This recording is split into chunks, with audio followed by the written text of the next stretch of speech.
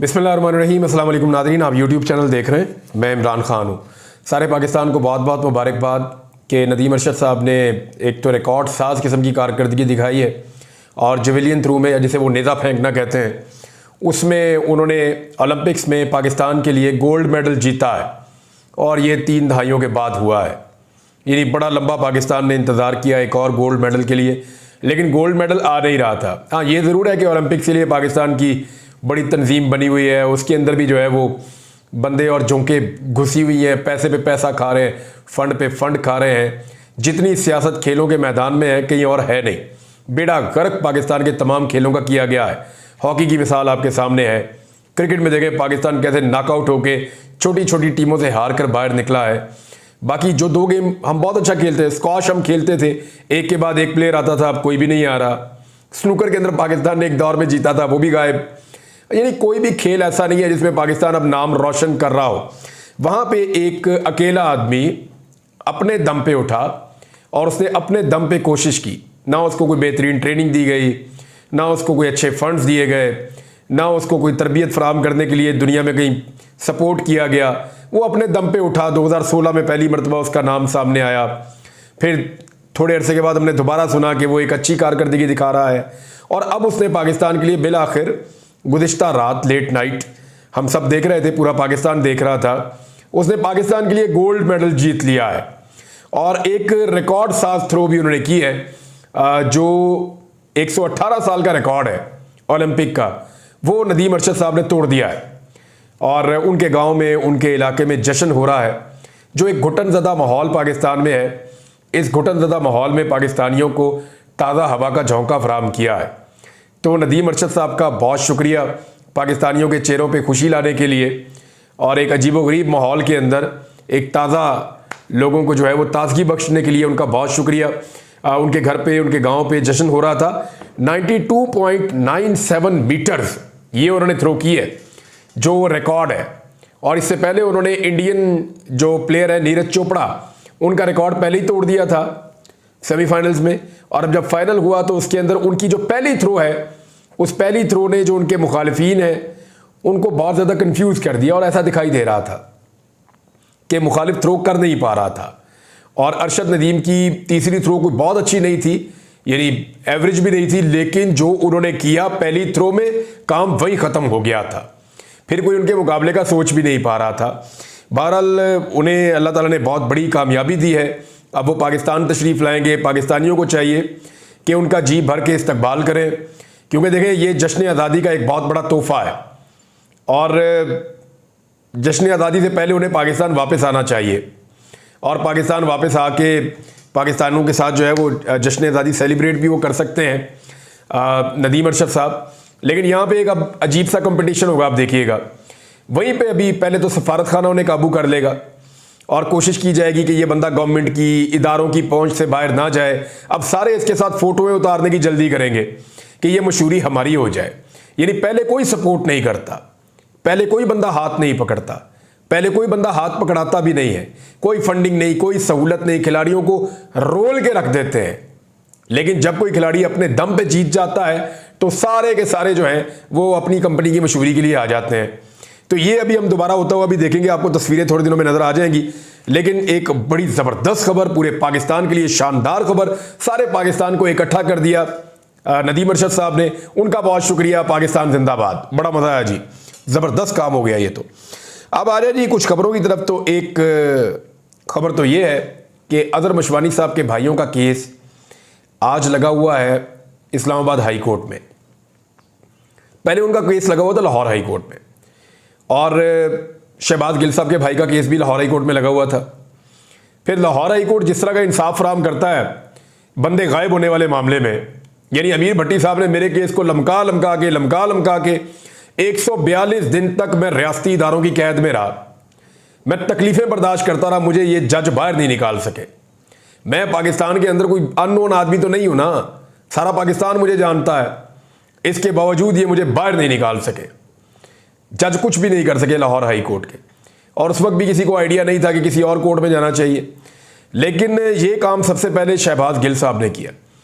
उन्होंने Lahore high court से अपना केस वापस लिया और आके इस्लामाबाद हाई कोर्ट में केस किया और अपना भाई बरामद करवा लिया। अब जो है वो और इससे पहले जो अहमद फरहाद साहब आए उसमें हमने देखा तो पाकिस्तान को ये आइडिया हो गया कि इस्लामाबाद हाई कोर्ट में जजेस जो है वो इतनी जुर्रत और हिम्मत के साथ बैठे हुए हैं अपनी स्पेस रीगेन करने के लिए कि वो शहरियों को इंसाफ दिलवाना चाहते हैं। तो इसके बाद अब अजहर मशवानी साहब ने भी यही फैसला किया है और फौरी तौर पे अजहर मशवानी साहब ने अपना केस लाहौर हाई कोर्ट से वापस लिया और इस्लामाबाद हाई कोर्ट में केस दायर कर दिया है।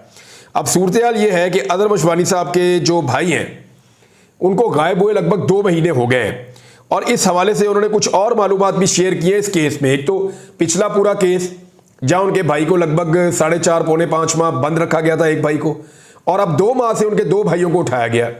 रिकॉर्ड के अंदर वो दोनों जो है वो प्रोफेसर हैं, पढ़ाते हैं बच्चों को और दरसो तदरीस से वो वाबस्ता है और एक लोअर मिडिल क्लास की फैमिली है ये, और इनका सियासत से ताल्लुक भी कोई नहीं है, इनके भाई का सियासत से ताल्लुक है। अब अजहर मशवानी साहब ने कुछ फैक्ट्स बताए। उन्होंने कहा जी गरीदा फारूकी साहिबा हैं, जर्नलिस्ट हैं, और उन्होंने 6 जून की सुबह एक ट्वीट की थी और ये कहा था उन्होंने कि रऊफ हसन साहब जो गिरफ्तार हुए हैं और बैरिस्टर गौहर ने कोई FIA को बयान दिया है, रऊफ हसन साहब और बैरिस्टर गौहर ने कोई FIA को बयान दिया है और 5 जून के बाद उन्होंने ये बयान दिया और रात 6 जून को तफ्तीश के लिए टीम अजहर मशवानी के घर गई और उनके भाइयों से पूछगछ हुई। अब अजहर मशवानी ये कह रहे हैं कि मेरे भाई 5 और 6 जून की उसी रात को 3 बजे अगवा हो गए थे, तो सुबह एक सहाफ़ी को कैसे पता था? इतने बड़े एतराफ़ के बावजूद लाहौर हाई कोर्ट के जजेस मगवियों को बाजियाब करवाने में और गरीदा फारूकी और उनके हैंडलर्स को पकड़ने के बजाय तारीख पर तारीख डालते रहे। बहरहाल ये केस जो है वो अब जस्टिस गुल हसन औरंगजेब साहब की अदालत में लगा हुआ है और जस्टिस गुल हसन औरंगजेब साहब एक बड़े शानदार जज हैं, बड़े इंसाफ पसंद जज हैं और बड़ी बहादुरी के साथ वो फैसले करते हैं। तो उम्मीद की जा सकती है कि अजहर मशवानी के भाइयों के लिए भी वो कोई ऐसा ऑर्डर करेंगे कि जिनके पास भी अजहर मशवानी के भाई हैं, सबको पता किसके पास है, तो वो अजहर मशवानी के भाइयों को वापस उनके घर पहुंचाएं। भाई बहुत हो गई है ना, अब यानी इस रियासत का क्या आपने बनाना है? वो एक आदमी है, उससे आपको एतराज़ है। मुझे एक दफ़ा याद है अच्छी तरह, मुझे एक बहुत बड़े ओहदे पे बैठे हुए शख्स ये बता रहे थे और पाकिस्तान के दिफाई ओहदे से उनका ताल्लुक है, दिफाई इदारे से उनका ताल्लुक है। वो मुझे कह रहे थे कि हम तो दहशतगर्दों की फैमिलियों को भी नहीं कुछ कहते इमरान साहब, हम तो ऐसे लोग हैं, हम तो ये कहते हैं कि दहशतगर्द है, उसको पकड़ेंगे। कभी कभी हमें होता है कि उनकी फैमिली के ऊपर जाके हम अटैक करें, जैसी आम पाकिस्तानी जब मारे जाते हैं तो, लेकिन हमें सख्त इंस्ट्रक्शन होती है कि दहशतगर्दों की जो फैमिली है वो भी आपकी रिस्पॉन्सिबिलिटी है क्योंकि वो इस रियासत के शहरी हैं, लिहाजा उनको आपने तहफ़्फ़ुज़ देना है। ये तो मामला इख्तिलाफ़ राय का है। अब एक पॉलिटिकल पार्टी है, उसके साथ इख्तिलाफ़ राय है पाकिस्तान के इदारों का, उसके अंदर एक आदमी है जो सोशल मीडिया को चलाने के अंदर पॉलिटिकल पार्टी के अंदर उसका एक अहम रोल है और वो आदमी अब पाकिस्तान से बाहर चला गया है ताकि उसको गिरफ्तार ना किया जाए, अगवा ना किया जाए, क्योंकि इससे पहले उसको मावराए कानून 7 दिन तक के लिए अगवा रखा गया था, 8वें दिन वो वापस आया था। तो अब जो उसके भाई है वो उठा लिए गए हैं। तो जहां दहशतगर्दों के बारे में रियासत और रियासती इदारे ये सोचते थे एक दौर में कि दहशतगर्दों की फैमिलीज भी हमारी रिस्पॉन्सिबिलिटीज है, वहां पे अब सिर्फ इख्तिलाफ राय करने वालों की फैमिलीज को उठा लेना, 2 भाइयों को एक साथ उठा के गायब कर देना, ये इंतहाई नामुनासिब है। अब उठाने से मुझे याद आया कि हाजी इम्तियाज चौधरी साहब जो है मेंबर कौमी असम्बली, इन्होंने 2,18,000 सबसे ज्यादा वोट लिए हुए पाकिस्तान में दूसरे नंबर पे मियां वाली के बाद, और इनको जनाब गायब कर दिया गया था। इनकी फैमिली के मुताबिक इनका केस भी पहले लगा हुआ था लाहौर हाई कोर्ट में, इन्होंने भी अपना केस लाहौर हाई कोर्ट में फारिग करवा के इस्लामाबाद हाई कोर्ट जाके केस लगवाया। लेकिन जैसे ही इन्होंने इस्लामाबाद हाई कोर्ट जाके केस लगाया, इससे पहले कि केस लगता, यानी आज के दिन में केस लगना है, वो फौरी तौर पे उनको वापस बाजियाब कर दिया गया।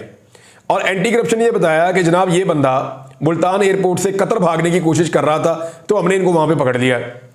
अब मामला मैं आपको बताता हूँ, बड़ा दिलचस्प है। मैंने उनकी फैमिली के लोगों से रब्ता किया, मैंने कहा बताएं जी इनका पासपोर्ट किधर था, क्योंकि ये तो एक गिरफ्तार थे ना, वहीं से गायब हो गए थे और पर्चा ये डाल दिया गया था कि भाग गए।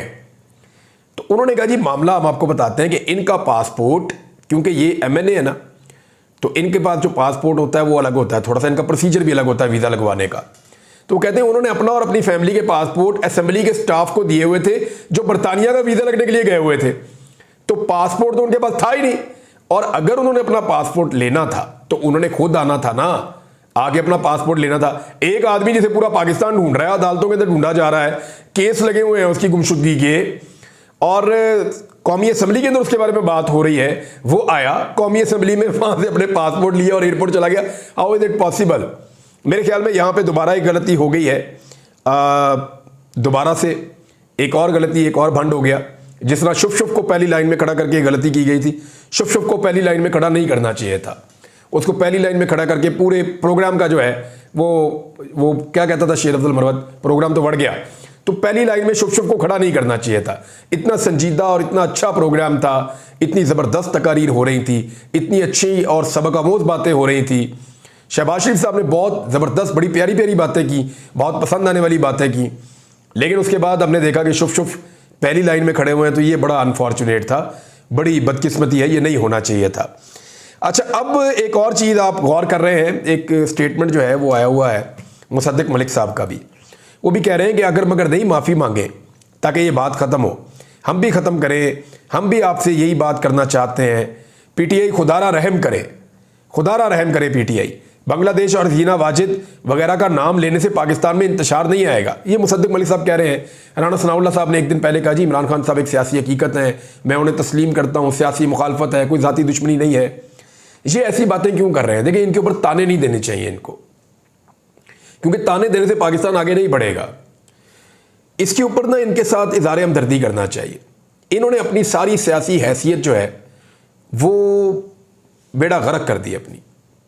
यानी वो जो तरीका मरीम नवाज को आता था ना, वो 90s का और 80s का तरीका था।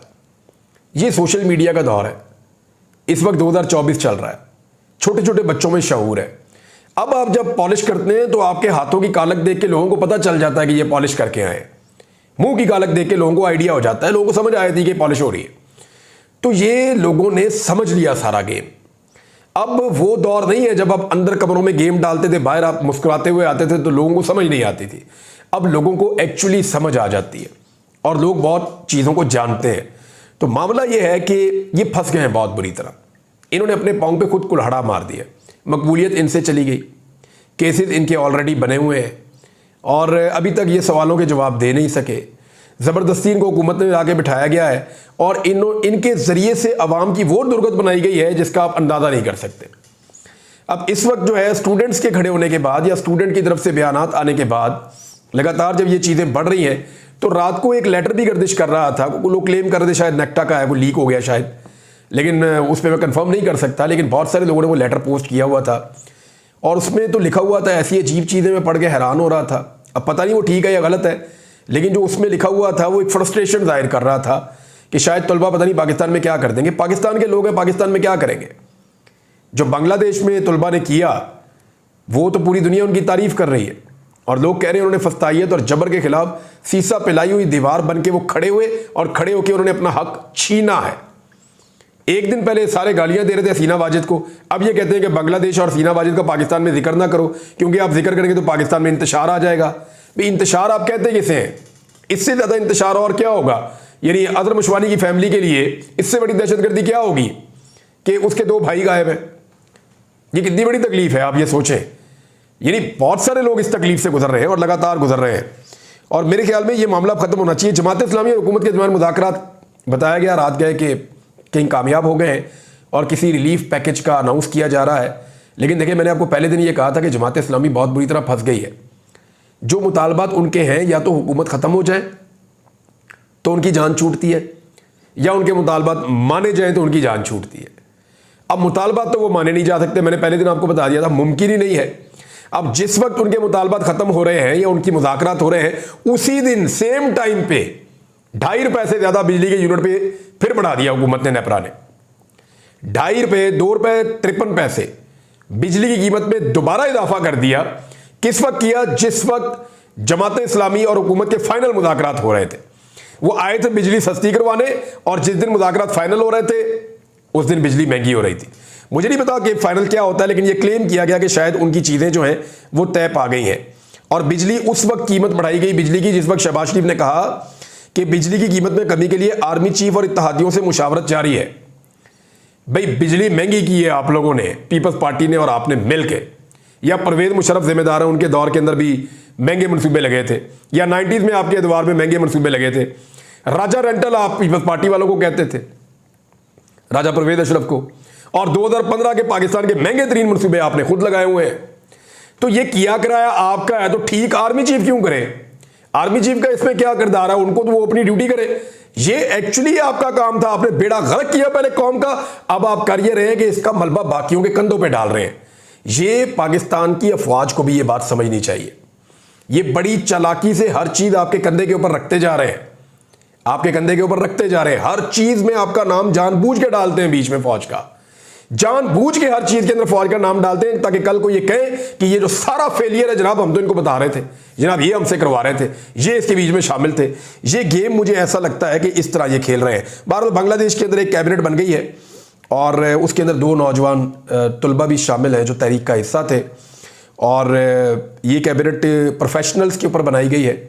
इसमें ऐसे लोग मौजूद हैं जिन्होंने किताबें लिखी हैं, ऐसे लोग मौजूद हैं जिनका बड़ा तजुर्बा है अपनी अपनी फील्ड के अंदर, जो मंजे हुए लोग हैं। तो बेहतर लोगों की एक काबीना बनाई गई है, निगरान काबीना, और ये एक अबूरी हुकूमत है जो बांग्लादेश के अंदर इलेक्शन करवाएगी। आखिरी खबर नाज़रीन ये है कि सदर मुमलिकत ने भी इलेक्शन एक्ट तरमीमी बिल 2024 पर दस्तखत कर दिए हैं। मेरे ख्याल में ये सिर्फ एक फड्डे की तरफ जा रहे हैं, ये अदालत के अंदर मामला जाके रुकेगा नहीं। पाकिस्तान तहरीक इंसाफ ने इसको चैलेंज किया है, देखते हैं इसके ऊपर आगे क्या होता है। मैं आपको अपडेट कर दूंगा। अब तक इतना ही, अपना ख्याल रखिएगा, अपने इस चैनल का भी, और सबको एक मरतबा फिर पाकिस्तान की जीत मुबारक। एक गोल्ड मेडल तो कम से कम अब हमें मिल रहा है, और कई सालों के बाद मिल रहा है, कई दहाइयों 3 दहाइयों के बाद मिल रहा है। अब तक इतना ही, अपना ख्याल रखिएगा। अल्लाह हाफ़िज़।